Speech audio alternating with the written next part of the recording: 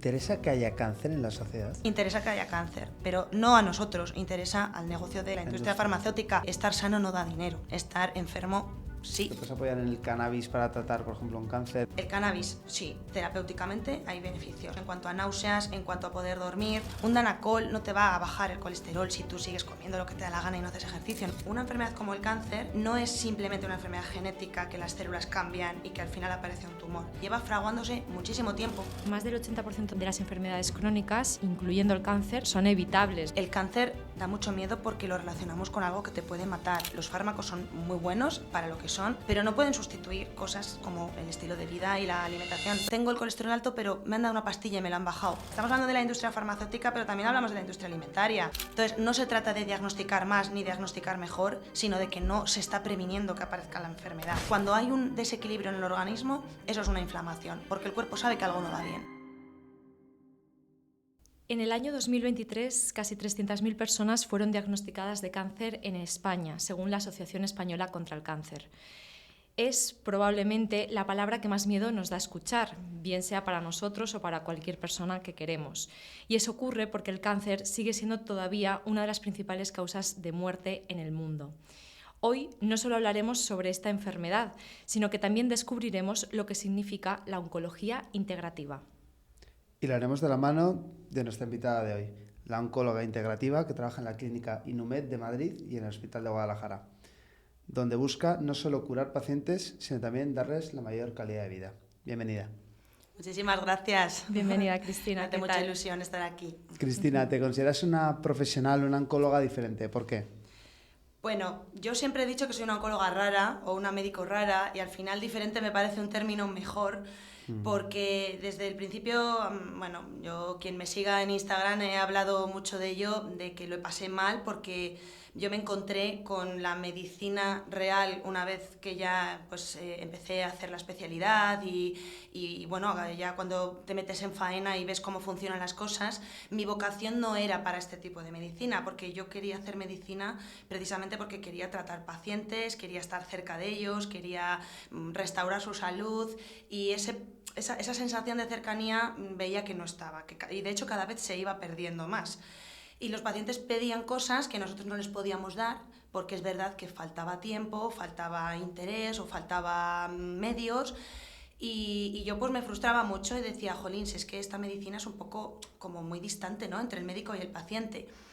Y me acuerdo que al final me fui a una rotación externa a aprender, yo estaba durante la residencia de oncología, pues hacemos rotaciones externas, me fui a Australia 2 meses, bueno, país maravilloso, lo recomiendo 100%, y allí tenían una unidad mucho más distinta de oncología en el hospital donde yo estaba, que a los pacientes les daban clases magistrales de su enfermedad cada vez que venían a la consulta, les explicaban cómo funcionaba todo, la enfermedad, los tratamientos, todas las dudas que ellos tenían las resolvían. Claro, era 1 hora por paciente, no tenía nada que ver. Esto es lo que se asemeja un poco a una medicina más privada, más personalizada.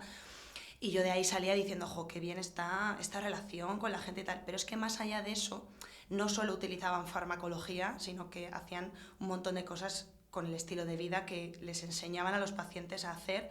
Y al final era muy bonito porque se veía el equipo que siempre yo pensaba que había que formar entre médico y paciente. El médico ofrecía los tratamientos, el paciente preguntaba sus dudas, pero es que luego al final, aparte de la farmacología, había un montón de cosas que los propios pacientes podían hacer y formaba parte del tratamiento.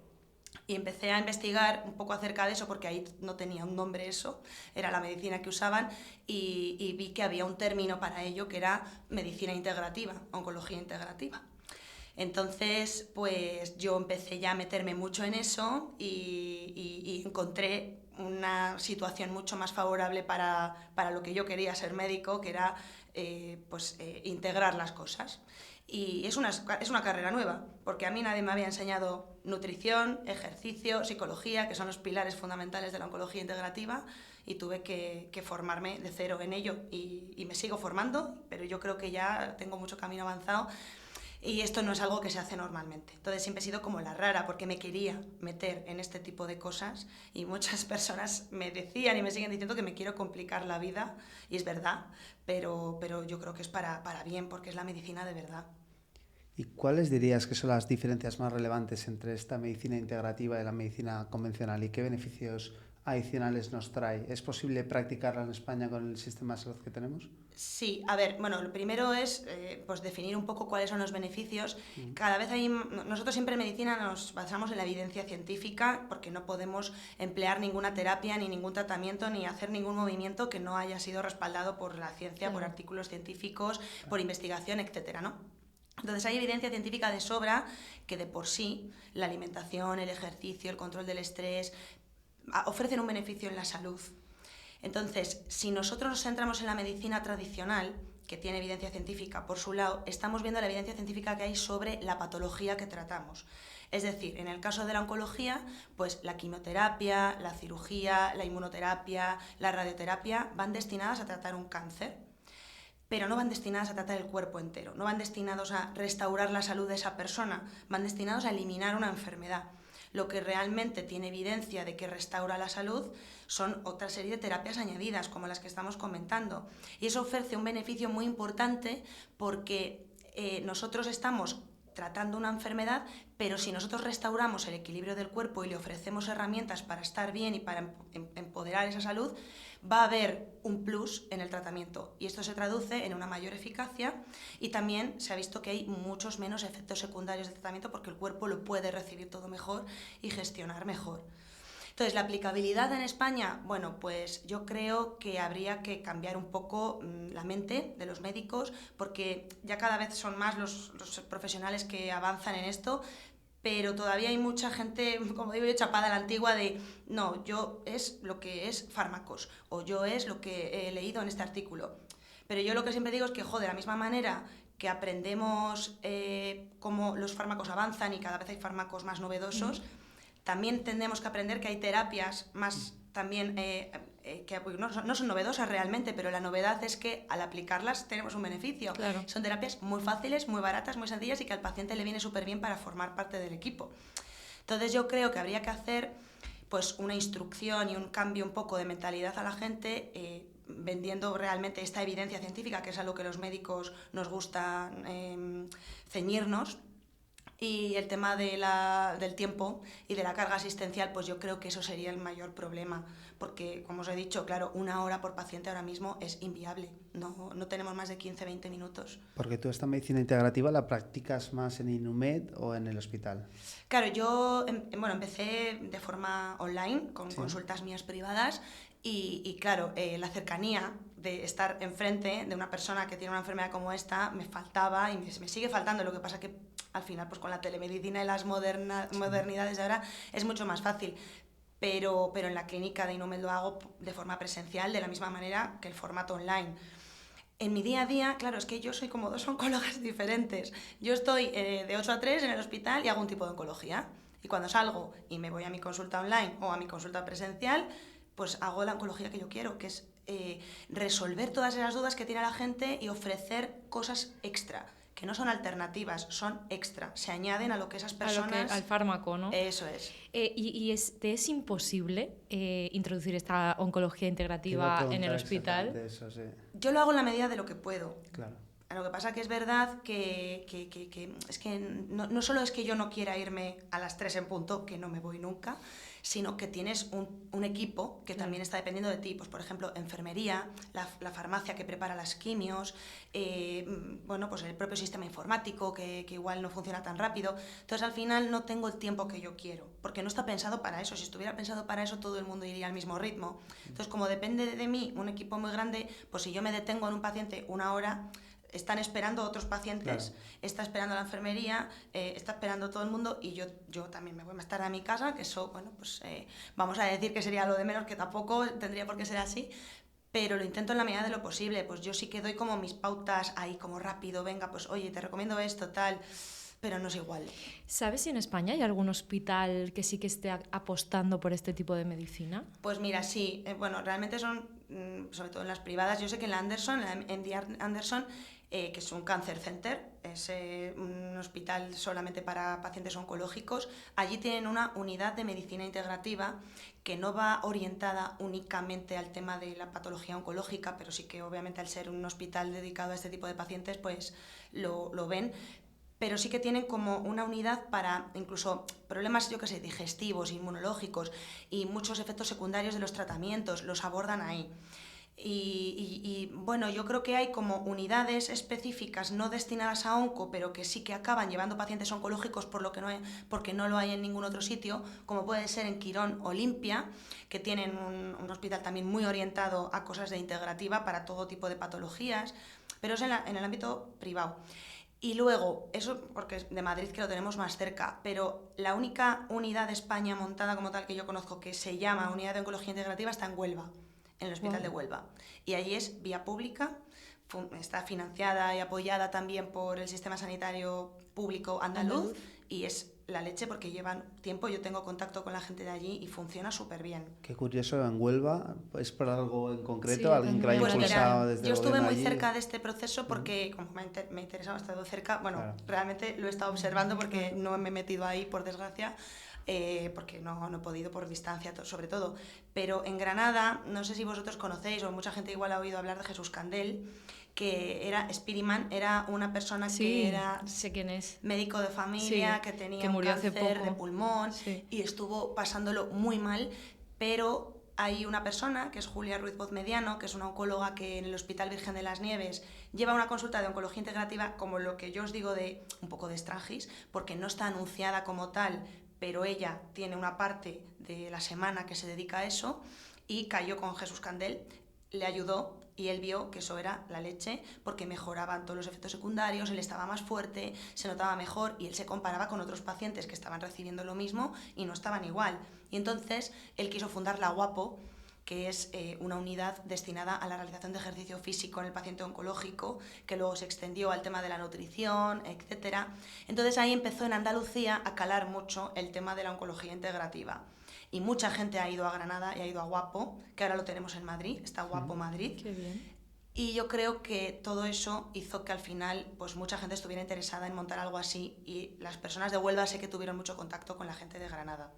Me gusta que estemos dando voz a esto porque estoy segura que nos escuchan personas que están pasando por un cáncer y que ni siquiera quizás saben que hay todo este extra, toda esta parte de medicina extra que sería la medicina integrativa y que, como tú dices, pues al final yo creo que no es solo ganar vida, es decir, conseguir salvarte de la enfermedad, sino ganar en calidad de vida. Totalmente. ¿No? Hemos hablado con muchos expertos en el podcast de Cobo sobre la importancia de tratar cada especialidad con un perfil integrativo, ¿no? Cuando eres dermatólogo, pues conocer el sistema digestivo y las implicaciones que tiene en la piel. Pero en el caso del cáncer, que para poder curarlo sometemos al cuerpo a un estrés desmesurado y lo dañamos y es especialmente importante en una especialidad como oncología tener este perfil integrativo. Sí, de hecho yo el término de oncología integrativa al uso lo expando en lo que yo pues he podido experimentar, porque la oncología integrativa como tal, cuando lo buscas y se busca una definición, por así decirlo, es integrar terapias complementarias a la terapia convencional, ¿no? Como hemos estado diciendo, pero yo lo llevo un punto más allá, porque la oncología integrativa es esa visión que tú me comentas del cuerpo entero, de todos los órganos interconectados. Y aparte, también lo extiendo a integrar médico y paciente. Entonces es como integrar todas estas cosas.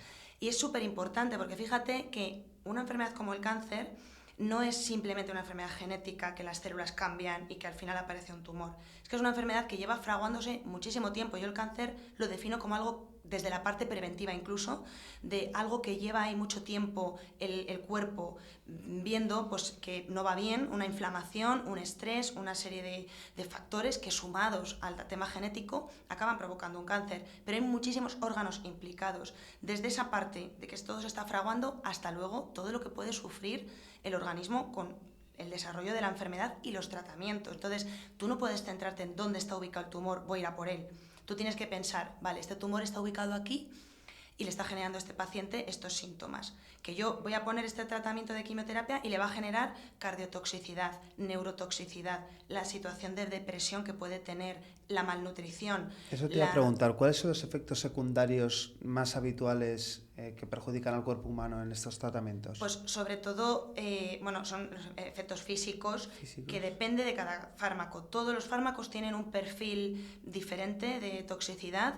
La quimioterapia al uso, que es como lo primero que siempre se ha utilizado en oncología, tiene un perfil como mucho más devastador porque no es selectivo y a todas las células de rápido crecimiento las afecta. Estas son las células cancerígenas porque también, bueno, son vías de división celular que la quimioterapia va a ellas, pero son compartidas con otras muchas células de división rápida, como puede ser la piel, las mucosas, las células de la sangre. Por eso hay pues muchas diarreas, muchos vómitos, mucha afectación de la piel, de las uñas, del pelo, alteraciones de la sangre como anemias, pérdida de plaquetas y riesgos de sangrado, pérdida de defensas y riesgo de infecciones. Todo eso pasa, pero luego las terapias, que ahora son más novedosas porque van dirigidas a un tipo de tumor en concreto con una mutación pequeñita en concreto, que es una terapia más personalizada y son las terapias dirigidas, tienen otro perfil. Algunos tienen pues un riesgo más de toxicidad en el pulmón y ya está, otros más toxicidad digestiva y ya está, pero es poco probable que solo afecten a un órgano, suelen afectar a varios y sobre todo son muy desde el punto de vista digestivo, mucho desde el punto de vista cutáneo y mucosas, y también el tema del cansancio y del malestar general, que al final los pacientes sufren mucho eso que llamamos astenia, que es un cansancio que no experimenta nadie que no haya recibido quimioterapia. Qué bueno. Con tus 10 años de experiencia, pues tú ya has sacado ciertas conclusiones, ¿no? Con todo lo que nos has estado contando. Una de ellas es que consideras, como bien nos has hecho saber, que falta un poco de visión global en algunos médicos o en alguna parte de la medicina.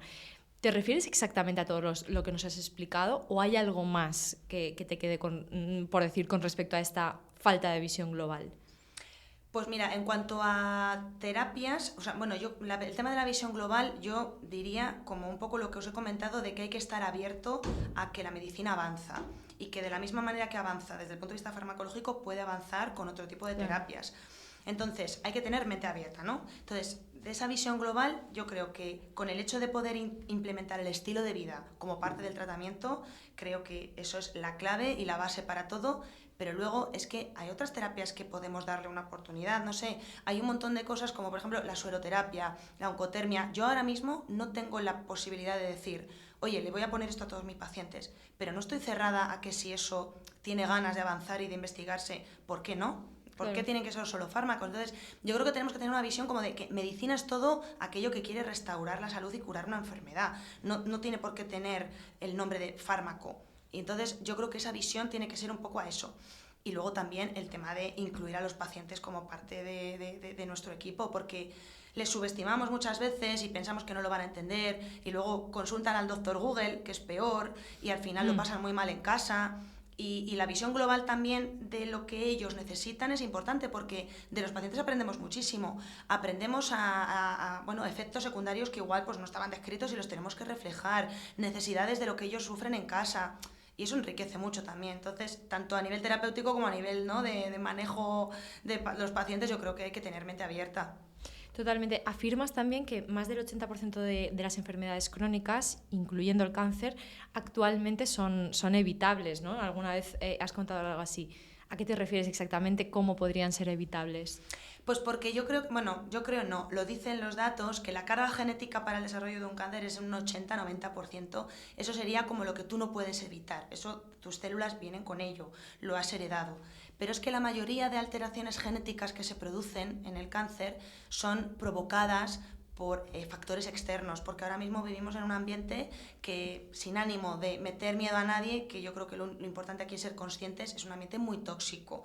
Vivimos en un ambiente muy robótico, no está el ser humano pensado para algo tan artificial. Entonces todo eso genera un daño añadido en las células y unos cambios genéticos que no los has heredado. Entonces eso es evitable. ¿Evitable en qué medida? Pues en la que cada uno pueda, porque no todo el mundo se puede coger y de Madrid mudarse al campo a vivir de la naturaleza, pues no, pero igual puedes hacer pequeños cambios en tu día a día que sabes que no son buenos para tu salud y que a la larga, no de la noche a la mañana, pero a la larga repercuten. Y al final es una lotería para la que vas comprando boletos. No tienes por qué tener miedo a ello, pero en la medida de que tú puedas intentar evitarlo, lo puedes evitar. Por eso todo lo que es añadido a lo que es genético, que es un 80-90% es medio ambiente y un 10%, creo que antes lo he dicho al revés. Ah, vale, yo te iba a decir, sí, pero sí. un 80-90% es... Pero a ver, entonces, por aclararlo. 80-90% es ambiente, es estímulos externos y un 10% es genética. Es decir, que si, por ejemplo, tu madre ha tenido cáncer de mama, tu abuela ha tenido cáncer de mama, tu tía ha tenido cáncer de mama, tú tienes probabilidades, pero puedes hacer que esas probabilidades aumenten. De hecho, aumenten o disminuyan todavía más, claro. Eso es. Y aunque tú no tengas ninguna herencia genética y te salgas de ese 10%, puede haber modificaciones genéticas a lo largo del tiempo, a lo largo de esa evolución de tu vida.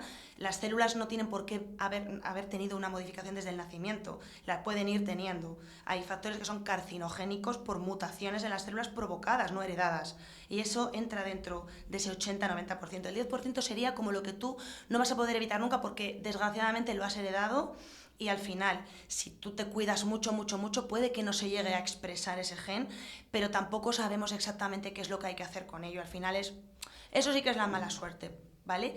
Pero con el resto de cosas, sí. Entonces, ¿es una enfermedad genética? Sí. En todo el global, 100% es genética la mayoría de las veces, pero el 80-90% es provocado y el 10% no lo puedes evitar. Me gusta porque yo creo que eso da más esperanza. O sea, estos datos son esperanzadores. Sí. Y esto me lleva a preguntarte, sabiendo lo que hay detrás de la oncología, o por lo menos como yo me lo imagino, ¿por qué decides especializarte en oncología? Pues porque yo cuando hice medicina, yo ya tenía esta visión integrativa desde el principio. Yo quería alguna especialidad que tocara todo. No quería centrarme en un solo órgano, no quería dedicarme al corazón, al cerebro, que al final luego todo está integrado. O sea, claro. Es que al final todo tiene relación. Pero quería una especialidad que de verdad, de base, se dedicara a eso. Y a mí me gustaba muchísimo la medicina interna. Pero al final, dando vueltas, digo, la medicina interna es que al final es muy básico. También mi madre, que es enfermera, me metía ahí en la cabeza, jolín, es que al final, aunque tenga tanto potencial esa especialidad, luego te dedicas a ver 4 cosas, que son la insuficiencia cardíaca, alguna infección, las infecciones respiratorias. Y yo decía, pues es verdad, en el día a día no le veía el potencial de crecimiento a eso. Y yo vi que la oncología era como una medicina interna, pero con algo más. Porque al final el tumor se comporta como cualquier cosa en el organismo. Un cáncer puede provocar todo. Te puede provocar problemas del tumor, pero también el propio paciente puede tener una neumonía porque sí y la tiene que tratar el oncólogo. En el momento en el que un paciente tiene un tumor, los oncólogos tratamos cualquier cosa que le pase. Eres su médico principal. Eres el médico principal. Entonces, si tienes un dolor, ya sea por el cáncer o no, pues nosotros lo abordamos, una infección, cualquier cosa. Entonces yo veía que iba a poder tratar a los pacientes desde muchos puntos de vista parecido a lo que es una visión como la de la medicina interna, y luego me llamaba muchísimo el punto de la investigación, porque esto pues es un continuo aprendizaje y yo soy muy friki de estas cosas y estaba pues siempre con mucho interés de no me quiero estancar en algo que hasta aquí, que luego al final es mucha complejidad a la que estamos sometidos y mucho estudio continuo, pero me gustaba por eso, porque era muchas cosas juntas, mucho reto, mucha complejidad, y al final me metí aquí. ¿Y qué dirías que es lo más duro?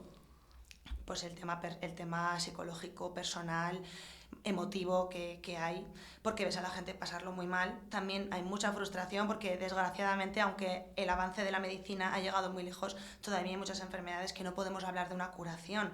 Podemos hablar de un alargamiento de la supervivencia con calidad de vida, que ese es el objetivo de las enfermedades oncológicas que no tienen una cura inmediata. La mayoría de las enfermedades que hablamos de curación son quirúrgicas, ¿no? Hablando de oncología. Y cuando un paciente, por lo que sea, ya pues está en un estadio avanzado, no se puede someter a una cirugía, hablamos de supervivencia con calidad de vida, pero claro, no todo el mundo sobrevive con calidad de vida, porque al final yo puedo controlar quizás pues lo que le pongo al paciente de tratamientos y los efectos secundarios, etcétera, pero el cáncer puede hacer muchas cosas que nosotros no podemos predecir.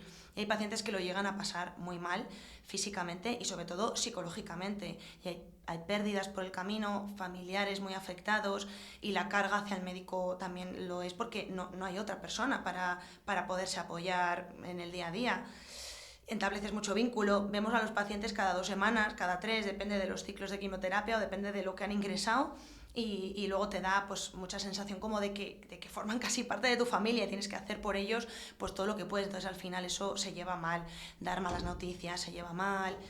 Pero muchas veces luego está la parte opuesta, que es gente súper agradecida porque le has dado unos años más con mucha vida, porque estaban fatal y les has remontado, porque has sido un apoyo constante, porque les has salvado de una situación que ellos pensaban que iban a quedarse ahí. Mucha gente es súper agradecida y eso también... O sea, lo mejor es el agradecimiento y un poco lo realizado. Totalmente, que te sientes, ¿no? eso es un día a día muy bonito, Claro. que en contraposición a lo otro. Yo te quería preguntar por... Has dicho que es la persona, la profesional de referencia cuando una persona tiene un tumor, ¿no? El oncólogo. Y que quieres promover la medicina integrativa, pero al mismo tiempo la medicina de por sí trata de especializar, ¿no? Tú cuando haces un MIR te especializas en una especialidad, ¿no? Sí. Nunca mejor dicho.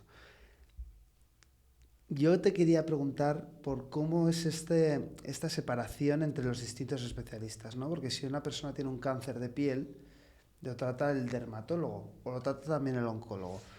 ¿Cómo se hacen estas separaciones? Y si un niño tiene un cáncer, ¿lo trata el pediatra o lo trata el oncólogo? Sí. Intenta enseñarnos un poco cómo funciona eso. Bueno, pues el pediatra trata el cáncer en el niño, eso es así. ¿Y está preparado? Hacen una especialidad que es oncología pediátrica. Vale. Sí, porque los pediatras luego cuando acaban su especialidad básica van teniendo ramas, Vale. pues de neonatos, de oncología pediátrica, ¿no? Entonces ahí es una especialidad aparte y nosotros tratamos cáncer en adultos, igual que tratamos solamente en oncología tumores que llamamos sólidos, tumores que están en órganos. Los tumores de la sangre, las leucemias, los linfomas, los tratan los hematólogos. Vale. Entonces esa es otra especialización también. Vale. Entonces, respecto a tu pregunta, claro, al oncólogo le llega el paciente que el tumor necesita un tratamiento de quimioterapia. Vale. Ahora hay muchos tumores que lo necesitan porque cada vez se ha visto más que hay tumores que, por ejemplo, aunque los operes o aunque los trates con una eliminación, recaen. Y se ha visto que hay que dar quimioterapia, por ejemplo, después de operar. Pero hay otros tumores que no. Los estadios precoces, aquellos tumores muy pequeñitos, por ejemplo, el ejemplo que me has puesto del dermatólogo, imagínate, un melanoma, pues si el melanoma es muy pequeñito, el dermatólogo lo quita y el oncólogo nunca llega a saber del paciente. De hecho, muchas veces nos lo mandan como para una opinión de, oye, ¿necesita más tratamiento? Y le digo, mira, vete y no vuelvas, porque por aquí al final pues no tienes que volver a pasar. Entonces, al oncólogo nos llegan cuando ya necesitan quimioterapia. Hay quimioterapias que se dan antes de una cirugía, hay quimioterapias que se dan después, hay quimioterapias que se dan desde el principio porque es la única forma que se va a poder tratar. Bueno, aparte de la quimioterapia hay otros tratamientos, está la inmunoterapia, que tiene otro mecanismo también diferente de acción. Pero bueno, tratamiento oncológico, paciente que viene a oncología para eso. El resto de especialistas son con una finalidad diagnóstica, sobre todo, y de tratamientos iniciales. Entonces, a nosotros como oncólogos nos llega el paciente diagnosticado. Vale. De cualquier especialidad, pues imagínate, ¿no? Pues un cáncer de laringe, pues viene del otorrino, un cáncer de piel, del dermatólogo, un cáncer de estómago, pues de digestivo o de medicina interna, o de pulmón, del neumólogo o también de medicina interna. Entonces, todos los especialistas que acaban viendo que los síntomas por los que va un paciente a su consulta o ingresan acaba siendo un tumor, luego ya valoran la necesidad con nosotros de tratamiento oncológico y nos lo derivan. Pero nosotros tenemos siempre mucha relación con todos los especialistas por eso, porque al final pues pueden venir de cualquier parte. Y ese es un poco el flujo. Pero entonces el primer diagnóstico nunca lo hace el oncólogo. No, rara vez que por lo que sea, pues imagínate segundos tumores. Claro, que sí. Hay pacientes que desarrollan segundas neoplasias.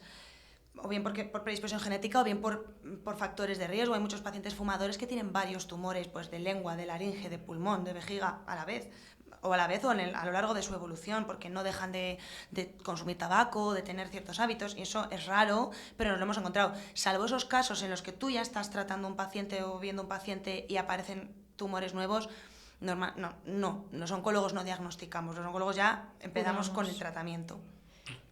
¿Podríamos decir que la oncología integrativa aborda un desafío como podría ser la ansiedad provocada pues por el estrés que está viviendo el paciente, por lo que está pasando? Es decir, ya no solo esta parte de hay que cuidar la alimentación, hay que hacer ejercicio, sino pues un paciente muy estresado, muy fatigado, un paciente que incluso llega mental, a tener... ¿no? Exacto, mental emocional. No solo puede, sino debe.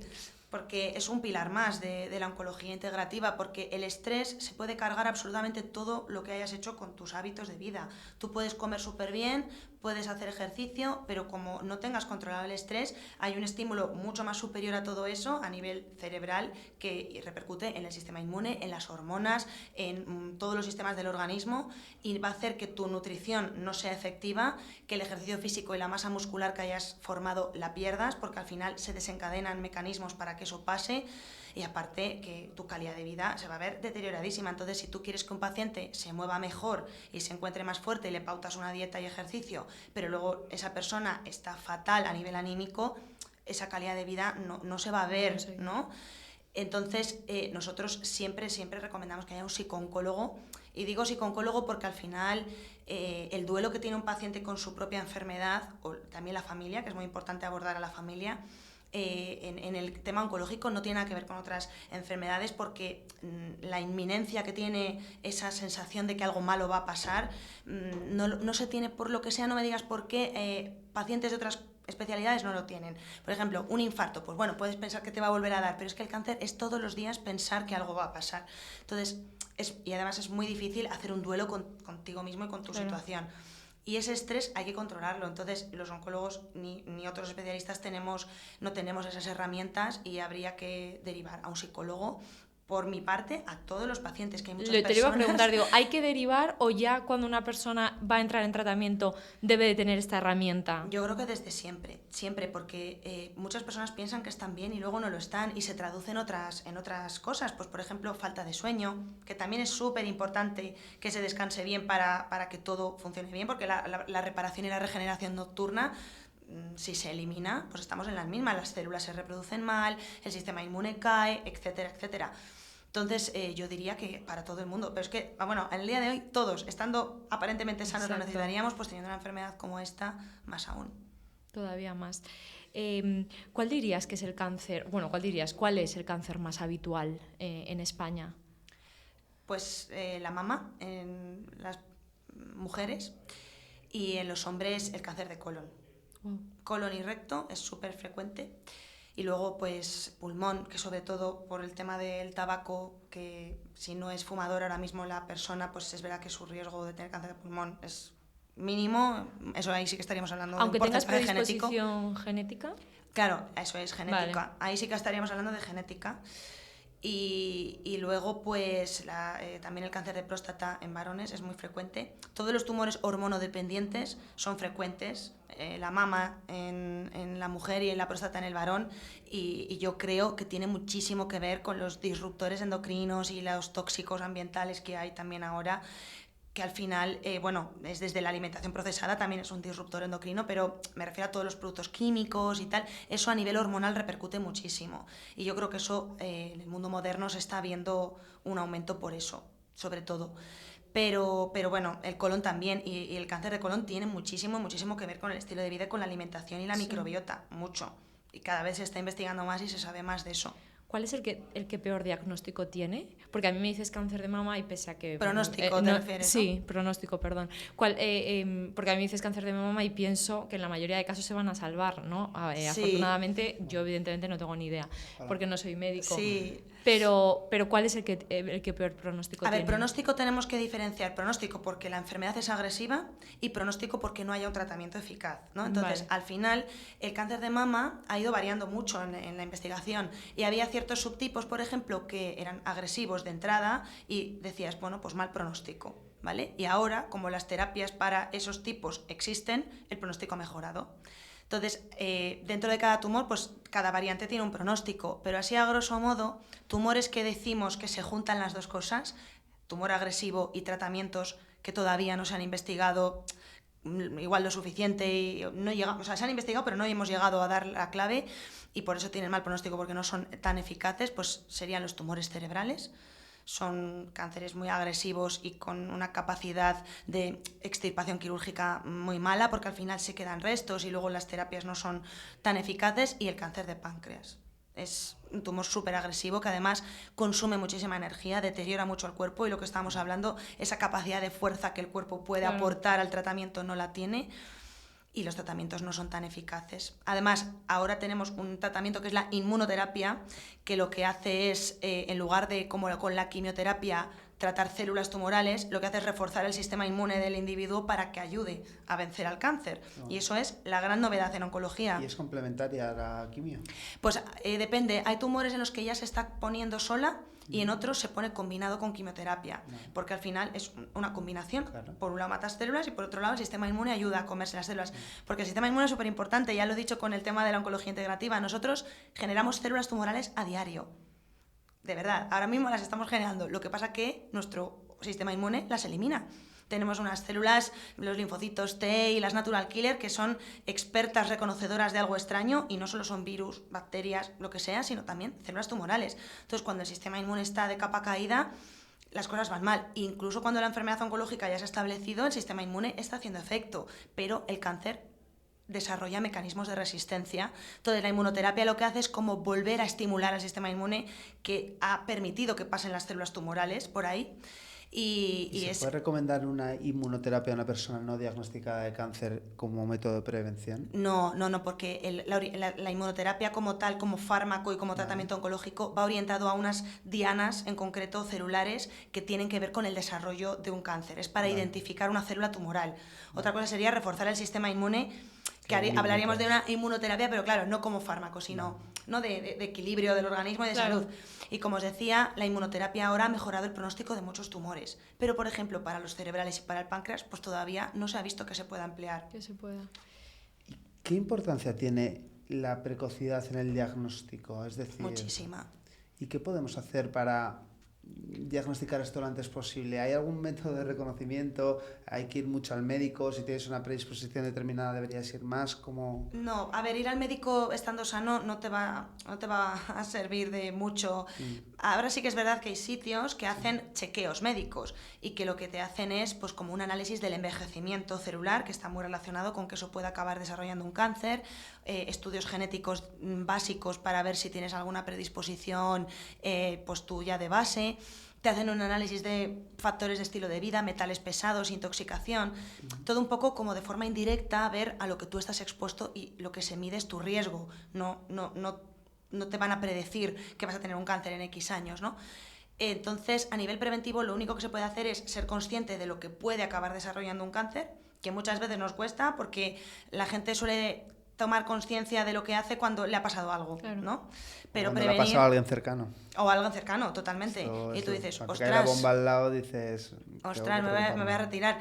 Pues eso puede pasar, pero preventivamente lo que tenemos son los métodos de screening o de cribado, que son técnicas que se ha visto que no tienen mucho riesgo a largo plazo el hacerlas, esas técnicas, con respecto al beneficio de poder diagnosticar tumores prontos, como pueden ser la mamografía en el cáncer de mama, la citología para el cáncer de cervix, el PSA en el cáncer de próstata, las colonoscopias en el cáncer de colon.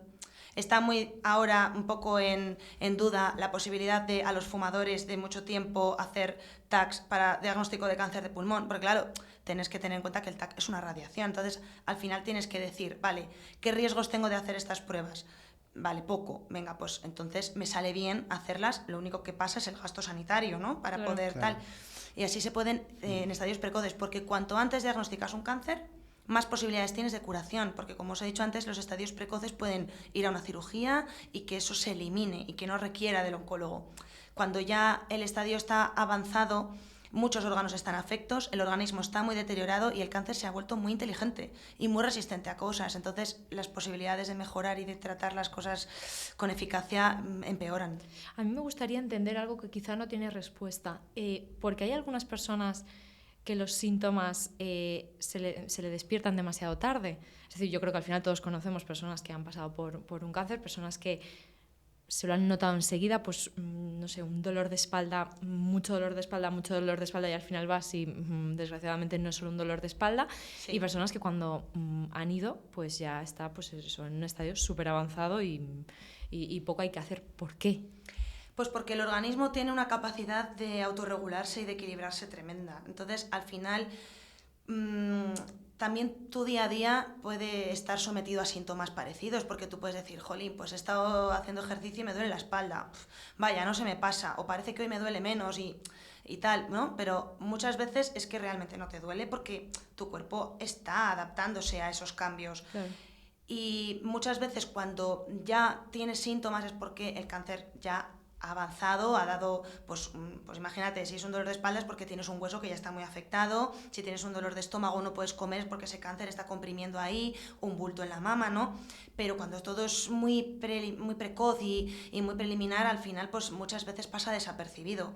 Distinto es cánceres muy agresivos, que es verdad que hay gente que le cuesta mucho entender esto y nos lo encontramos, pues que de la noche a la mañana, pues desgraciadamente, eso crece mucho. Pues de la noche a la mañana me refiero a meses, un par de meses. Y dices, jolín, estaba este TAC súper bien y ahora de repente he visto que está todo muy avanzado. Eso es muy raro y son cánceres muy, muy, muy agresivos. Pero yo creo que es por eso, porque al final puedes relacionar los síntomas con otras cosas y porque la capacidad de adaptación que tenemos es muy alta hasta que de verdad ya no puedes más. Hablábamos de la importancia de la precocidad o sea, de detectar un cáncer rápido, ¿no? Para poder curarlo.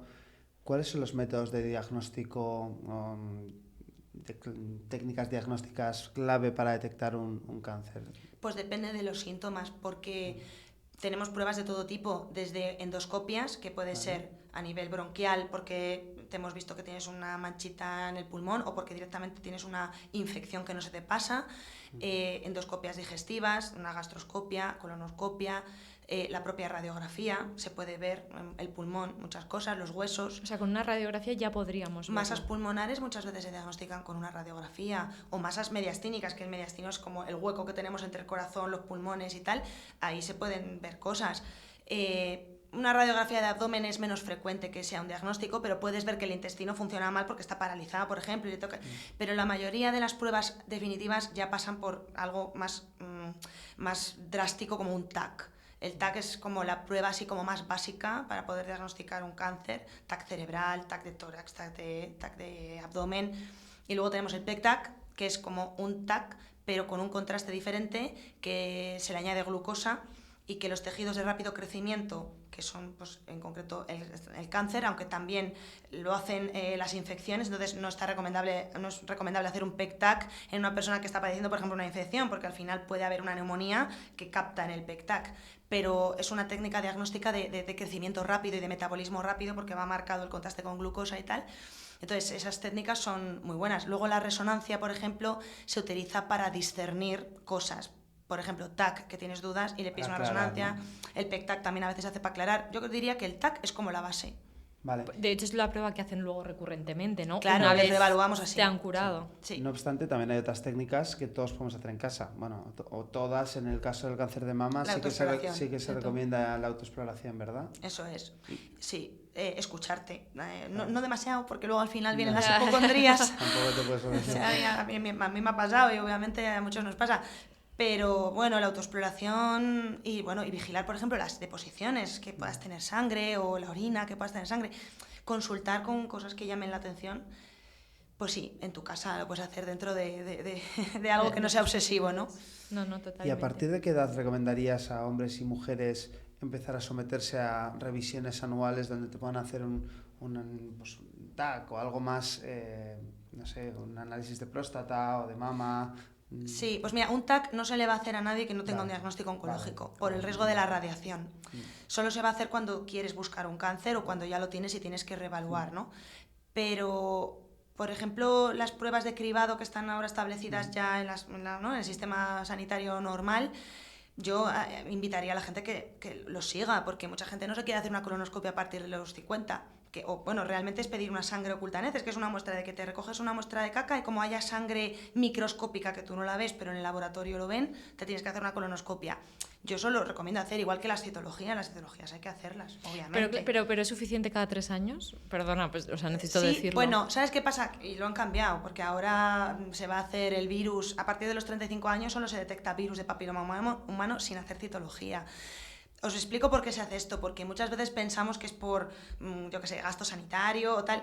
No, es porque realmente pueden pasar muchas cosas si hacemos a personas muy jóvenes estas técnicas y luego salen falsos positivos, que es pruebas que añadidamente serían pues un TAC o una colonoscopia o una cistoscopia o cualquier prueba añadida a algo positivo que nos ha dado en el cribado, que genera un estrés a la persona de, uy, voy a tener un cáncer, luego igual es una pequeña manchita que es algo benigno y es muy poco probable. Ahora es verdad que cada vez hay más cáncer en pacientes jóvenes, pero antes de los 45 años, salvo que tengas antecedentes, es muy poco probable que tengas una enfermedad oncológica, salvo, yo que sé, cáncer de cervix de personas que no se han hecho una citología nunca y han tenido muchas relaciones sexuales sin haberse vacunado, etc.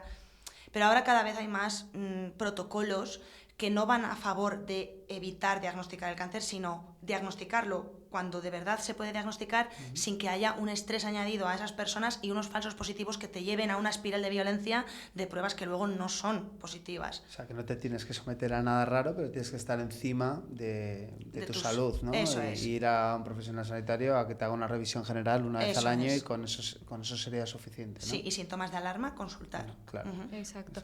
Decías que hay cada vez, me ha llamado la atención, cada vez más cáncer en pacientes jóvenes. ¿Por qué? Bueno, la gran pregunta que cuesta mucho contestar porque me llama la atención y tenemos me asusta, teorías ya para ello, pero bueno, a ver, siempre se ha dicho que el cáncer es una enfermedad del envejecimiento, ¿no?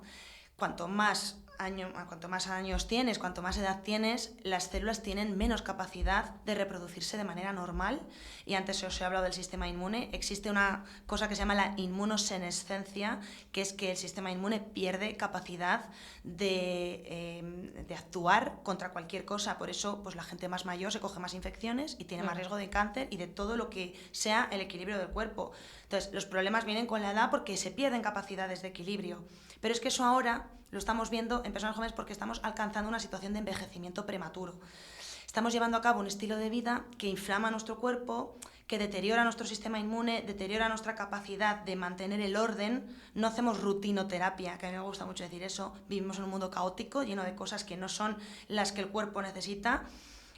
Pensamos que valemos para todo y al final pues no es así. Entonces hay mucho estrés, no solo a nivel psicológico e incluso físico, sino a nivel celular, y eso empieza a pasar en personas muy jóvenes con hábitos de vida muy malos que desde la infancia se adoptan y que ahora se están normalizando, ¿no? La mala alimentación, el consumo de alcohol, el tabaco, el hecho de estar como sometido a un estrés social de tienes que estar así de guapa, así de delgada, tienes que llegar a un trabajo X, el estudio, los trabajos nocturnos, trabajar para ganar dinero.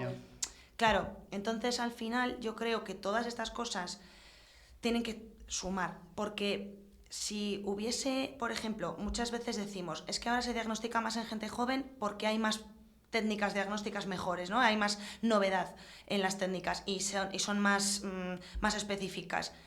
Pero es que no puede ser eso, porque entonces estaríamos diagnosticando muchísimo a la gente joven de muchas cosas y no es así. Y aparte, también nuestros abuelos y nuestra gente de ahora tendría cáncer, claro, y no lo tienen. Hay gente muy sana, mayor. Entonces, no se trata de diagnosticar más ni diagnosticar mejor, sino de que no se está previniendo que aparezca la enfermedad. Y yo creo que eso es muy grave y es algo que tenemos que difundir y divulgar, porque no es meter miedo a la gente, ser conscientes de que con cosas de la vida diaria podemos perjudicarnos mucho. Eso nos llevaría, yo creo, Edu, ¿no? a diferenciar entre edad biológica y la edad cronológica. Sí. No eres la edad que tienes en el DNI, sino cómo te has cuidado internamente, la edad biológica que tienes, tus telómeros, etc. ¿Qué hábitos promueven la senescencia, por ejemplo? Pues todo lo que tenga que ver con la inflamación, que claro, inflamación para la gente que no entienda el término es cuando el organismo está recibiendo un ataque constante, ¿no? Tu organismo necesita un equilibrio para funcionar bien. Cuando no está ese equilibrio en medio, que puede ser desde la microbiota intestinal hasta la hora a la que comes, las hormonas que deben de actuar en ese momento y que tú estás provocando que actúen de otra manera con ciertos tóxicos o ciertos hábitos. Entonces, cuando hay un desequilibrio en el organismo, eso es una inflamación, porque el cuerpo sabe que algo no va bien. Eso se mantiene en el cuerpo, se mantiene, y hay un término muy bonito que es el estrés oxidativo, que es como esa alteración a nivel microscópica y celular, que es lo que marca que esa célula no está joven, sino que está recibiendo daños constantes, y eso es un envejecimiento.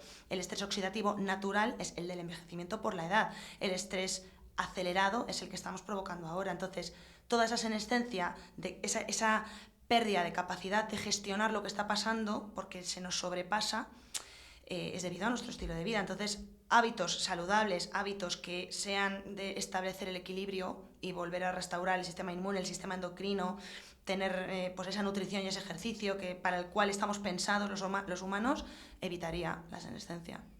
¿Y hábitos que promuevan la destrucción de estas células cancerígenas o esta incorrecta degeneración de las células? ¿Te refieres a que una vez que está formado el cáncer ayude a eliminarlo o a que lo... Digamos, a promover que las células se reproduzcan de la mejor manera posible.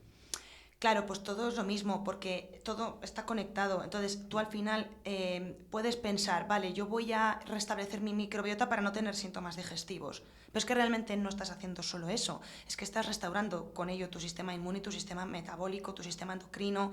Voy a descansar mejor porque voy a estar más fuerte y con más energía, pues supuestamente mis mitocondrias funcionan mejor, mis células funcionan mejor. No, es que también estás previniendo enfermedades, estás evitando que esas células se desarrollen mal. De ahí a que solamente el estilo de vida pueda curar un cáncer, no. Porque desgraciadamente hay otras enfermedades crónicas, yo qué sé, la hipertensión, la diabetes, la obesidad, que con el estilo de vida pueden mejorar mucho, incluso revertirse, y eso es así. Puedes usar fármacos, pero con el estilo de vida puedes llegar incluso a eliminar esas enfermedades. Cuando una célula ya está alterada genéticamente, ya no puedes hacer nada ahí con el estilo de vida. Lo que sí que puedes hacer es ayudar a la farmacología. Puedes decir, mira, yo soy un roble, y yo con estos que me están poniendo de quimio, de radio, de lo que sea, voy a ayudar a colaborar con mi enfermedad. Eso sí que lo puedes hacer. Y ayudas a destruir células tumorales así también. O sea, que cómo llegas al momento del diagnóstico también determina mucho la capacidad de éxito que tienes ante el mismo. Muchísimo. Y los efectos secundarios, claro, es tremendo, porque claro, el cáncer no solo es que la propia enfermedad pueda llegar a provocarte un problema, e incluso un fallecimiento si eso avanza mucho. Es que a lo largo del cáncer pasan muchas cosas, desde, por ejemplo, infecciones porque te bajan las defensas con la quimio, ¿no? Ingresos prolongados porque al final has tenido una fractura, porque has tenido un problema intestinal, etc. Las personas que ingresan se recuperan mucho mejor cuando están bien nutridas, cuando tienen buena masa muscular. Eso es buen pronóstico porque eso supone menos retrasos del tratamiento, menos complicaciones que pueden derivar de un propio ingreso. Mucha gente se coge infecciones dentro del hospital o hay, esas pérdidas de masa muscular dentro del hospital. Todo eso repercute en un pronóstico global. No es solamente cómo responde el cáncer a la quimioterapia, es cómo tu cuerpo está desenvolviéndose a lo largo de todo este proceso. Y eso es el estilo de vida que lleva cada uno, y que partimos de una base buena, pues mejor. Pero si no, pues la podemos ir creando en la medida de lo que cada uno pueda. ¿Y cuándo podríamos dar un cáncer por superado? Pues mira, nosotros ahora nos cuesta mucho decir que un cáncer está curado, y de verdad que no quiero por eso meter como ni miedo ni generar aquí una penumbra. No, el cáncer se cura, ¿vale? Eso es así. Lo que pasa es que para poder hablar de curación es muy difícil no saber que queda cualquier celulita por ahí que ha tenido ganas de seguir creciendo y es una célula mala, ¿no? Entonces, nosotros solemos hablar cuando un paciente ya acaba un tratamiento, imaginaos, ¿no? Pues un cáncer de mama que ha hecho su quimio, ha hecho su cirugía, luego ha hecho un tratamiento hormonal, ¿no? Digo, el cáncer de mama, que estamos muy acostumbrados y muy familiarizados con ello, 5 años de tratamiento, y luego pasa a revisiones. Y todo va bien, y todo va bien. Claro, podemos decir, has acabado el tamoxifeno en el año 5 o has acabado la hormonoterapia en el año 10, que depende, ¿no?, del paciente, estás curado.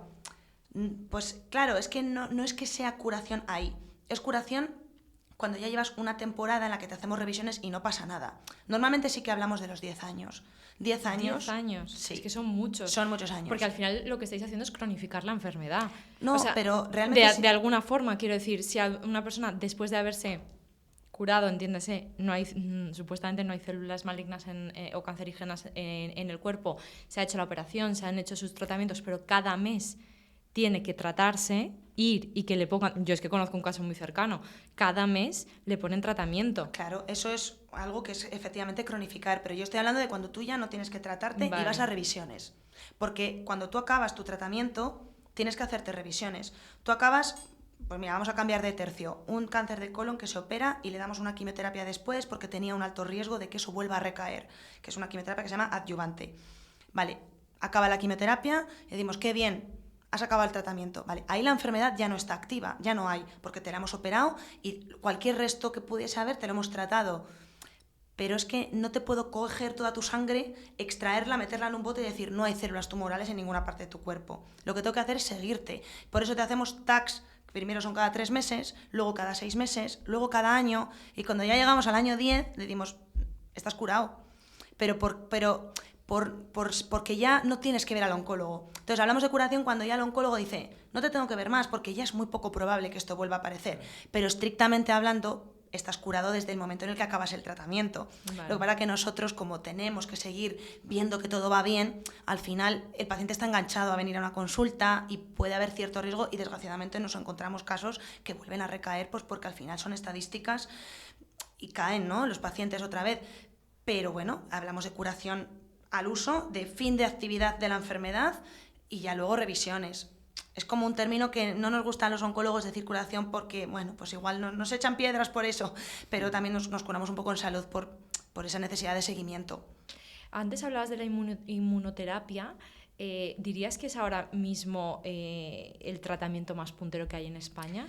Uno de los más punteros, sí, pero no sé si tanto como las terapias dirigidas, que son terapias que van destinadas a una mutación en concreto de un tumor concreto, porque ahora pues dentro de cada órgano hay un tumor que tiene sus peculiaridades y se está investigando desde lo más pequeñito, desde lo más microscópico que es el ADN de esas células, qué tipo de alteración tienen esas células, y dices, vale, pues como tiene esta alteración fulanito de tal, le voy a poner un tratamiento que va destinado a esta alteración, pero no se lo puedo poner a menganita porque no la tiene. Teniendo el mismo tumor, no la tiene. Entonces, esas terapias dirigidas son buenísimas porque los pronósticos han mejorado mucho al tratar de manera selectiva esos cánceres y tener menos efectos secundarios al no tener esa quimioterapia que trata de todo, ¿no? Pero la inmunoterapia es muy novedosa porque se ha visto que ese refuerzo del sistema inmune aporta mogollón. Y de ahí pues tiramos a terapias celulares, que son linfocitos que se modifican para luego meterlos en el organismo y actuar también en ese sistema inmune. Entonces, del tema de inmunoterapia, que tiene pues incluso vacunas que se están investigando como para... no son vacunas preventivas, sino anticuerpos que se meten en el cuerpo para hacer frente a tumores en concreto. Todo el sistema inmune como tal tiene mucha investigación debajo para tratar el cáncer, pero luego las terapias dirigidas, personalizadas hacia un tipo de tumor son un avance también magnífico. Y la protonterapia, es que justo ayer leí un artículo que en España habían entrado como 10 máquinas de protonterapia.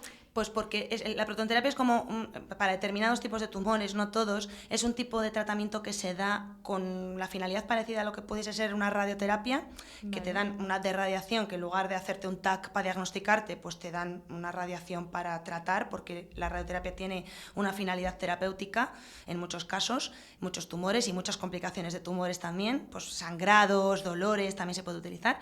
La protonterapia lo que utiliza son protones. Y es como también un mecanismo de dirigir una terapia localizada hacia un punto donde puede venir bien y puede ofertar un beneficio terapéutico. Pero no es una terapia estandarizada, sino que en determinados centros que lo saben utilizar y para determinados tumores en concreto se puede usar. Pero bueno, en la mayoría de los hospitales pues no lo tenemos todavía y habría que formar a mucha gente y ver qué indicaciones tiene realmente para poderlo implementar bien. Exacto, porque ahora has dicho algo que me parece interesante. No es solo que venga una máquina súper puntera que consigue ciertas cosas, sino formar al personal. No, totalmente. Porque evidentemente no tienen por qué tener esos conocimientos. Aprovecho para preguntarte, ¿participas o has participado en alguna investigación relacionada con el cáncer? Pues ensayos clínicos como tal no he participado porque la mayor investigación que hay en oncología es el ensayo clínico, que son pues terapias que están pendientes de aprobar y que obviamente hay que ver que son seguras y que son eficaces y coges un determinado grupo de pacientes para ver si funciona. Ahí no me he metido a investigar, pero lo que sí que estoy es con muchos grupos de investigación, sobre todo de literatura científica. Al final yo no me meto en ello, pero de la gente que trabaja también hay que hacer mucha investigación. Entonces tienes que hacer muchas revisiones sistemáticas y hacer mucha lectura de artículos científicos para ver cómo están redactados, quién los redacta, de qué fuentes vienen y ver que realmente eso pues, te puede servir para tu día a día. Y sobre todo yo estoy haciéndolo muchísimo con el tema de la oncología integrativa porque hay mucho desconocimiento de suplementos, de terapias naturales y tal, que mucha gente usa y usa mal y hay que intentar establecer protocolos también con eso porque es la nueva medicina y la vamos a meter cada vez más y yo la meto. Entonces me meto mucho en la investigación médica a nivel de literatura, pero en grupos como tal de ensayos clínicos no he participado. Y a nivel de investigación, ¿crees que hay algún tipo de cáncer que no se ha tratado históricamente o sobre el que deberíamos prestar más atención a nivel de investigación? Pues eso es difícil de decir porque, claro, hay muchos tumores que son infrecuentes y por ser infrecuentes no se han podido recoger grupos de personas grandes para poder investigar sobre ellos. Entonces, eso estaría genial que pudiéramos investigar más sobre ellos, pero claro, eso supondría que desgraciadamente tuviéramos más casos y no queremos, ¿no? Entonces, hay pacientes que van a sufrir igual algún tumor que es infrecuente y que no hay muchas terapias para ellos. Y no va a poder ser que investiguemos más si no hay casos.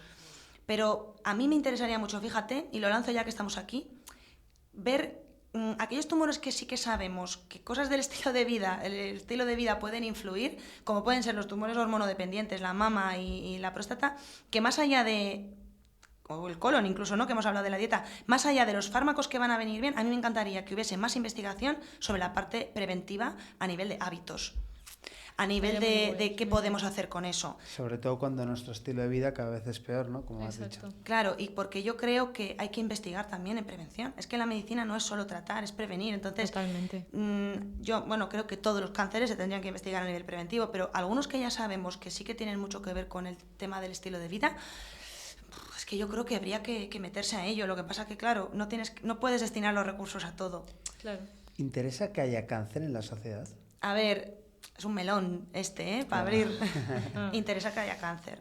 Sí, claro que sí, pero no a nosotros, interesa al negocio de la industria farmacéutica, y yo me dedico a esto, pero al final estar sano no da dinero, estar enfermo sí, porque tú te metes en la rueda de necesitar tratamientos, necesitar investigación, y al final todo el círculo se cierra. Si no hay enfermos, la farmacología desaparece, no hay una retroalimentación en el sistema, ¿no?, sanitario a nivel monetario, y desgraciadamente todo se acaba.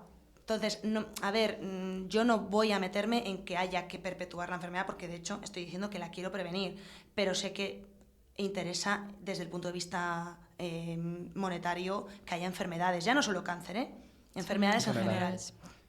Totalmente, bueno, te lanza la pregunta porque, a mí hay veces que me choca que no se haga esa labor de prevención, que no se haga muchísimo más, que no se dediquen muchísimos más recursos a nivel de industria alimentaria también, a nivel de prevención o de quitar algunos productos del mercado que claramente en el largo plazo te acaban pudiendo causar este tipo de enfermedades, ¿no? Claro.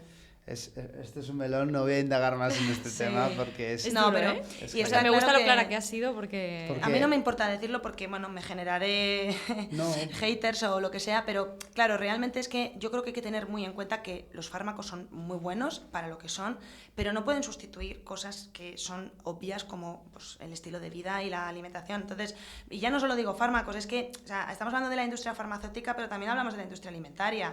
Un Danacol no te va a bajar el colesterol si tú sigues comiendo lo que te da la gana y no haces ejercicio, ¿no? Pues lo mismo. A mí me da mucha pena que una persona diga, jo, qué bien, tengo el colesterol alto, pero me han dado una pastilla y me la han bajado.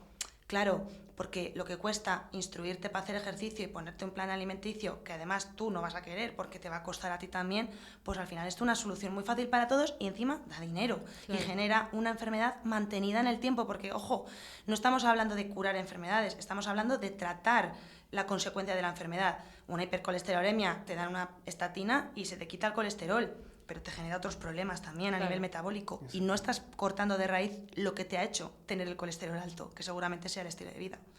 Sin duda es determinante que promover un estilo de vida saludable e instaurar unos hábitos a largo plazo que puedas mantener y que sean saludables, ¿no? Pero claro, la salud no es muy rentable que se diga, ¿no? Pero como hemos dicho antes, tener hábitos saludables podría ser incluso un 80% de alivio, de prevención de cara al cáncer, ¿no? Y del cáncer y de todas las enfermedades, porque claro, el cáncer da mucho miedo porque lo relacionamos con algo que te puede matar. Claro. pero también te puede matar una hipertensión mantenida en el tiempo, una obesidad mantenida en el tiempo, porque tú no relacionas que igual te has cogido una neumonía por una depresión del sistema inmune, por ese desequilibrio metabólico, pero también ingresas en un hospital y te acaba pasando algo grave porque no estás bien, ¿no? Pues al final prevenir las enfermedades, el estilo de vida hace mogollón, Incluso el 80% y más. Durante el COVID, cómo reaccionó la gente a la enfermedad dependía muchísimo de su grado de inflamación, ¿no? Muchísimo, O sea, claro. que es determinante. Entonces... Y ahí salieron cosas como la vitamina D, claro, y el sistema inmune, los desequilibrios que tenía el cuerpo, y muchas veces decías, jo, es que la gente que parte de una mala situación de base va a vivir menos o tiene más complicaciones, y los que no, ¿no? Eso es determinante para todas las enfermedades. Entonces, ¿podríamos afirmar que existen realmente diferencias significativas en la incidencia del cáncer en personas que siguen un estilo de vida saludable y en personas que no lo siguen?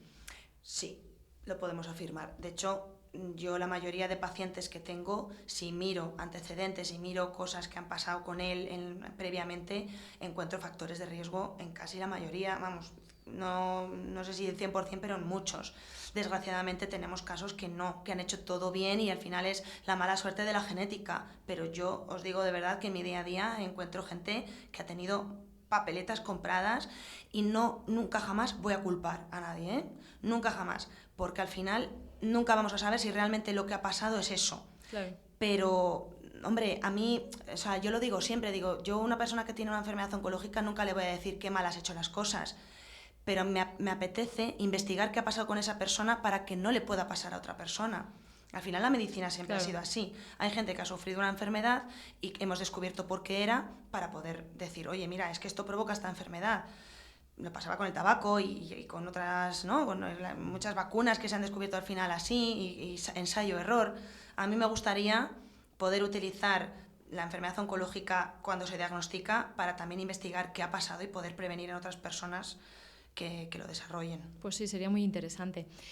Al principio de todo has contado tu experiencia en Australia y cómo eso también te cambió todavía más tu visión sobre la oncología integrativa. Has hablado también de que aquí en España, pues desgraciadamente, no se le da al paciente toda la información y toda esa formación que necesitaría para que supiese llevar su enfermedad de la mejor forma posible y que muchos acaban acudiendo a Google. ¿Por qué esto es un error, acudir a Google? Porque yo creo que lo hacemos todos, ¿no? Ay, me ha salido esta manchita, ay, me he notado algo. Pues es un error porque hay mucha información en Internet para todo, ¿no? Entonces, yo no sé si es un error para todo porque buscamos todo en Internet. Tú te vas a comprar un coche y buscas en Internet. Pero tú dices, me voy a comprar un Land Rover. Y dices, el Land Rover es el mejor coche del mundo. Y lo encuentras. Y dices, el Land Rover es el peor coche del mundo. Y también lo encuentras. Entonces eso pasa con la salud. Tú buscas cosas y lo encuentras, porque ahora todo el mundo habla de todo y todo el mundo tiene como sus ciencias y sus opiniones, ¿no? Entonces, entrar en Google sin saber dónde buscar es muy peligroso, porque te puede llevar a fuentes que no tienen una evidencia científica o no son fuentes que tengan referencias bibliográficas en las que se hayan apoyado, sino que es el boca a boca, es alguien que han entrevistado, una experiencia personal de alguien. Eso no es ciencia, eso es, bueno, pues una anécdota o algo que puedes compartir. Pero la gente tiende a verse reflejada en personas que han sufrido algo parecido o que leen algo que les apetece leer. Y al final eso es un error. Entonces, muchas veces vienen a la consulta diciendo, es que he leído que este tratamiento va bien para esto. Y están totalmente equivocados porque ni es el mismo cáncer, ni es el mismo momento de la enfermedad. Ese fármaco o esa terapia no se ha utilizado habitualmente para eso. La fuente de donde la saca es una revista que igual pues ha tenido un perfil más pues anecdótico, más sensacionalista, de decir, oye, mira lo que ha pasado con esta persona. O lo ha dicho la vecina, que me ha dicho mi vecina que esto va bien. Claro, el Google son muchos vecinos. Yo lo digo siempre así. Y al final tienes mucha información y quien no sabe seleccionarla es un peligro. Al final, cuando estamos hablando de salud, lo único importante es acudir a alguien que sepa de verdad, a un profesional, y dejarse de tonterías de consultar en Internet sin tener ningún tipo de criterio para discrecionar si esa información que ves sirve para algo o es lo contrario. Sí, pero los profesionales tenemos también un poco de culpa en eso, porque, bueno, vamos, yo tengo seguro que a mis pacientes les explico lo más que puedo. dentro de del hospital igual tengo menos tiempo, pero en mis consultas luego fuera explico absolutamente todo y les pido que si tienen dudas me pregunten e incluso si encuentran cosas en internet lo contrastamos, ¿vale? Pero esto no lo hace mucha gente y mucha gente dice, esto no es importante. Y luego ese paciente, imagínate, dices, ¿puedo comer esto? ¿Puedo hacer este ejercicio? Buah, esto no es importante porque estamos recibiendo una quimioterapia, que es lo que yo sé, ¿no? Manejar y de lo que yo te puedo hablar. Yo no sé si ese profesional piensa que esa persona va a ir a su casa y va a decir, me ha dicho el médico que esto no es importante, me quedo tranquilo. No, va a ir a Doctor Google a encontrar las respuestas a sus dudas. Entonces el profesional tiene que estar más cerca de las dudas que le van a saltar a esa persona, resolverlas en la medida de lo posible, ofrecer alternativas, lo que haga falta, ¿no? ¿Tú has encontrado en las redes sociales un medio para poder transmitir mensajes a una audiencia quizás más amplia? Pues de momento estoy muy metida con el tema de Instagram, pero también es un peligro porque muchos profesionales hablamos ahí de nuestro libro, claro, y generamos igual más dudas o más miedos que si nos sentamos al lado de una persona a hablar. Para mí lo ideal es coger la mano a la persona que está teniendo una duda y decirle, mira, que de verdad te lo digo, que voy a investigar sobre esto que me dices y si llegamos a un acuerdo juntos, qué bien. Y si tienes esta duda, yo te la resuelvo. Pero claro, es que hace falta ganas, hace falta tiempo, hace falta conocimientos de lo que la persona te pregunta. Muchos profesionales dicen, ¿puedo tomar soja? Y dicen, uy, la verdad es que no tengo ni idea, voy a decir que por si acaso no. Pero es que igual, no claro, digo la soja, cualquier otra cosa. Tú imagínate que es algo súper bueno para esa persona y le dices que no. O luego le haces a esa persona buscar la información por otro lado, pues exacto, me parece un problema. Es que yo creo que has dicho que hay una respuesta que no debería darse, que es el que un médico te diga, no te preocupes, y a lo mejor tú te has hecho una analítica y ves un montón de asteriscos, buscas en internet, yo qué sé, tengo en la familia los leucocitos altos, ¿no? Imagínate. Y te puedes encontrar. Y claro, evidentemente eso ya es un cáncer, un tal, casi que te estás muriendo, pero si tienes al teléfono, y esto es una experiencia mía propia, que te dice, no, eso no es nada, no te preocupes. Yo, vale, no es nada, no, ¿qué es? Porque si no fuese nada no aparecería un asterisco en mi analítica. Mucho. O sea, porque yo sé que igual no es nada, pero explícame qué es ese nada. Claro. Y yo creo que ahí sí que hace muchísima falta, que al final esto es empatía, ¿no? Sí. Empatizar con el que tienes enfrente o con el que tienes al otro lado y entender que es una persona que no tiene tu formación, que por lo tanto es normal que se preocupe, que lo que tú ves normal para esa persona no lo es y necesita una explicación. Por supuesto es empatía porque te tienes que poner en el lugar de la otra persona, pero a favor de mis compañeros y de mi labor asistencial diaria te diré que al final te obligan a perderla porque no tienes tiempo. Claro. Entonces la carga asistencial te hace estar quemado, te hace estar rayado, dices, pero bueno, otra vez tengo que estar aquí saliendo tarde. En una consulta normal, sí, pues unos 20 pacientes. Entonces, claro, de 8 a 3... 20 horas no tiene el día. Efectivamente, entonces es como, venga, fuera, tratamiento, tal. Yo no, porque al final, bueno, yo es verdad que tengo una posición en mi hospital en la que no suelo ver tanto, suelo ver unos 15 pacientes, porque llegue más tarde, pero camino de eso voy. Es que sin tiempo, ¿qué hacemos? Es que es muy difícil, porque yo me quiero sentar con él, pero es lo que te digo, está la enfermera detrás diciendo, oye, que no tengo el tratamiento, el paciente detrás diciendo, oye, que mi hora, que me toque ir, tal. Es muy difícil. Hablábamos antes de tratamientos complementarios como la inmunoterapia, pero si hablamos de alternativos, ¿existe, por ejemplo, te puedes apoyar en el cannabis para tratar, por ejemplo, un cáncer o al menos tratar los síntomas derivados que produce? Ahí has dado con un término que es importante que no hemos aclarado, que es alternativo y complementario, vale, o integrativo. Vale. Cuando hablamos de integrativo o complementario, que para mí es lo mismo porque complementar es integrar, vale, es que no sustituye en nada lo que el paciente tiene que recibir para tratar ese tumor. Por ejemplo, estamos hablando, ¿no? La quimioterapia, la inmunoterapia, lo que sea, el tratamiento oncológico como tal lo va a recibir y luego complementamos con cosas, ¿vale? El cannabis, sí, terapéuticamente hay beneficios en cuanto a náuseas, en cuanto a poder dormir, pero ¿cómo lo sabemos usar? Pues de ninguna manera ahora, porque las dosis no las sabemos, el riesgo de adicción no la sabemos. Es verdad que tenemos el tetrahidrocannabinol, ¿no? Que es como el principio activo, que sabemos que es lo que deberíamos de dar a nivel terapéutico sin necesidad de generar esa drogadicción y tal, pero no está protocolizado. Entonces, en medicina es muy difícil que si algo no tiene un protocolo es qué dosis, a qué hora del día, cuántas veces, etcétera, pues es muy difícil que se implemente, pero yo creo que hay muchas terapias que se pueden complementar. Otra cosa es el tema alternativo. Claro, yo no te puedo decir que el cannabis o, yo qué sé, la ozonoterapia o los baños de sal te van a curar el cáncer. No.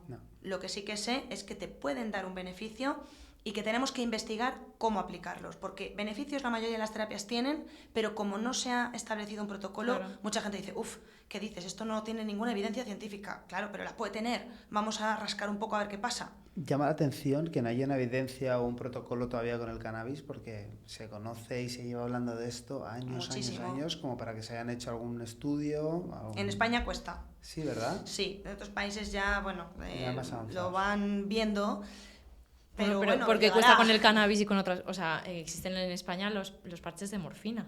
Sí. Para la gente con cáncer que tiene mucho dolor, por Efectivamente, ejemplo. mira, y eso es muy interesante porque al final la mayoría de quimioterápicos y de fármacos vienen de plantas. Y al final dices, jolín, ha llegado a establecerse como fármaco esto, pero el principio activo natural parece que no vale para nada o que encima es hasta malo, ¿no? Claro. Y con el cannabis, bueno, pues yo creo que es simple y llanamente por el tema de relacionarlo con una droga y que no quieres meterte en el percal de las adicciones. Está claro que el cannabis es malo. Yo he visto como muchos amigos empezando a fumar muy pronto, pues han tenido efectos muy perjudiciales.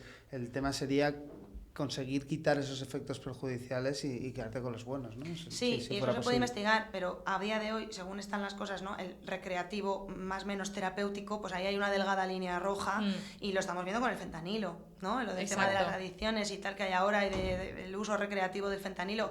Fentanilo es que es una medicina para tratar el dolor, ya está. Pues el cannabis...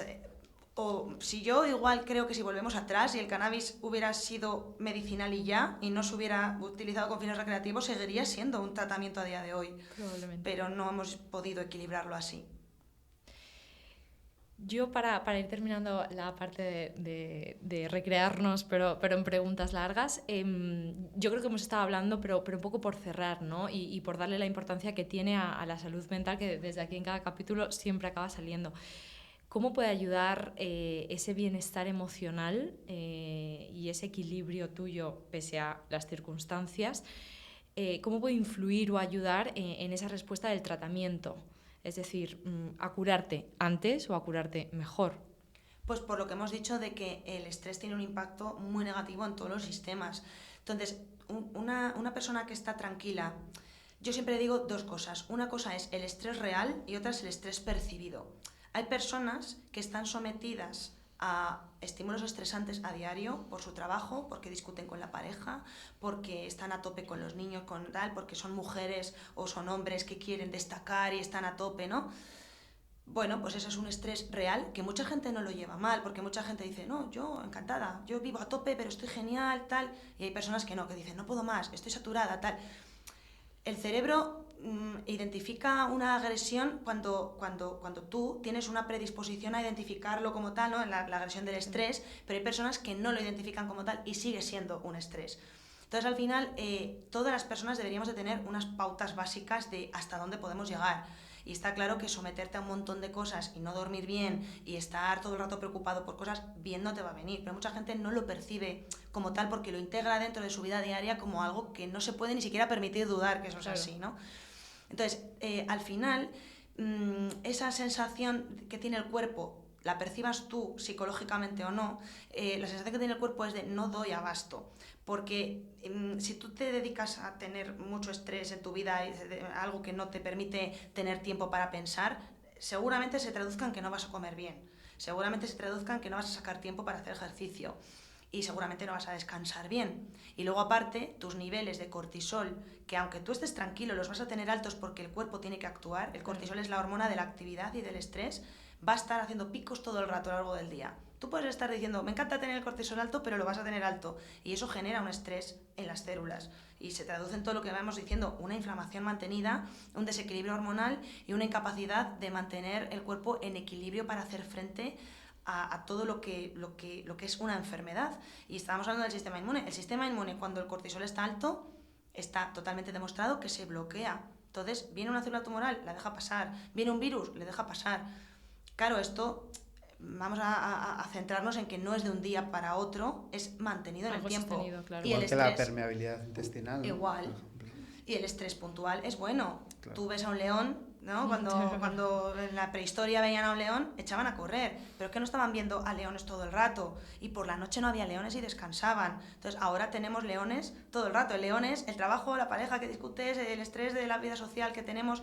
Claro, no podemos estar todo el rato haciendo frente a leones, no podemos tener el cortisol todo el rato alto. Tenemos que tener un equilibrio en nuestro cuerpo para decir, ahora te toca descansar y regenerarte, y ahora te toca poder defenderte de algo interno. No puedes estar todo el rato intentando defenderte de cosas externas, porque entonces lo interno dejas pasar lo que sea. Totalmente. Me ha encantado charlar contigo, Cristina. Yo he aprendido mucho. Gracias por este rato que nos has dedicado. A vosotros.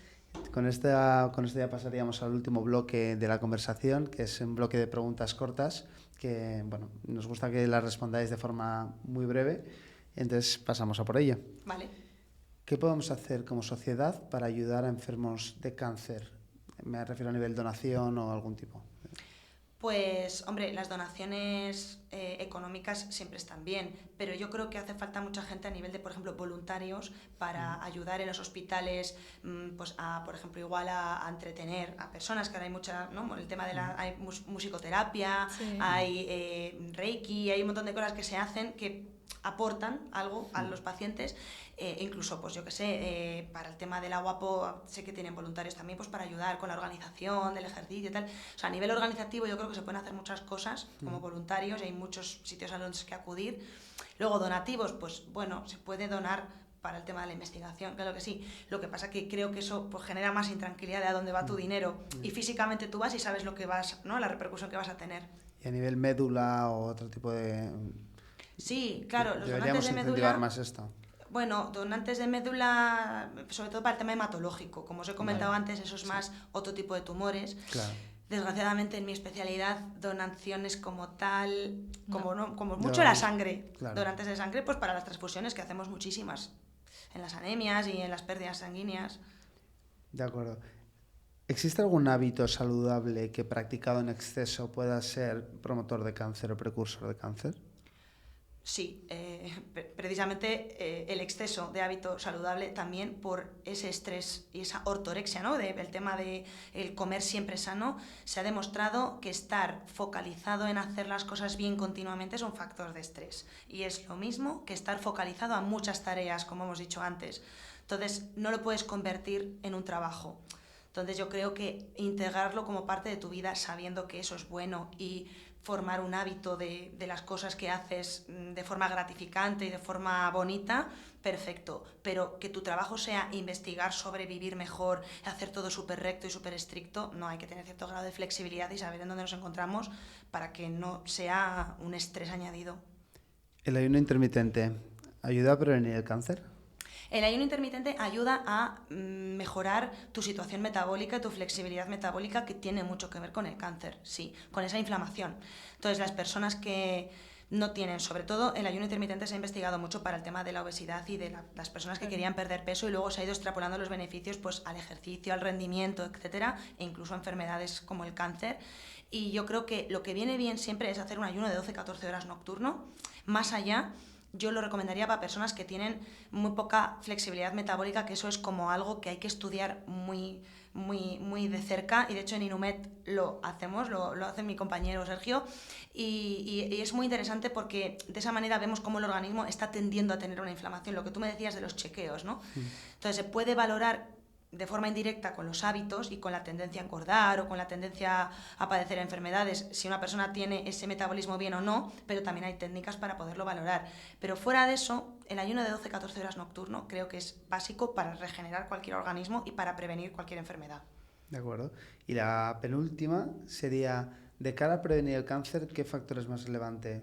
¿Cuidar tus niveles de estrés, cuidar tu sueño o cuidar tu alimentación? No puedes elegir uno, desgraciadamente. Mucha gente se queda tranquila comiendo bien y luego sigue viviendo a tope y durmiendo mal y no haciendo ejercicio.